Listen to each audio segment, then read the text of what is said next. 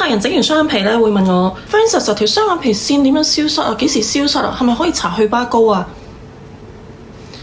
冇㗎，嗰條線咪就係你嘅雙眼皮線咯。你要一個雙眼皮嘅話，實有線喺度㗎喎。你幾時見過有雙眼皮嘅人呢度冇痕先得㗎？所有會接嘅嘢都會有痕，你手指關節位都有痕啦。所以嗰條唔係一條疤，而係你條雙眼皮嘅線。如果你唔想有條線存在嘅話咧，你就唔好嚟做雙眼皮啦。你適合做一個單眼皮嘅人。咁你話條線會唔會淡化？咁呢個當然會啦。喺雙眼皮嘅恢復過程當中咧，你條線啊係會彈翻開少少，係會鬆翻少少。咁所以咧，醫生喺做雙眼皮嗰陣時係有必要將條線扼實啲嘅。呢個無論埋線同開刀都一樣嘅，造成你初初係會覺得條線好深啦 ，which is 正常，所以無需要擔心啊嚇，俾啲時間去恢復。如果你連呢啲時間都唔想有嘅話咧，你唔想等佢恢復嘅話咧，就都係嗰句啦，你唔好嚟整容啦，你黐雙眼皮膠紙算啦。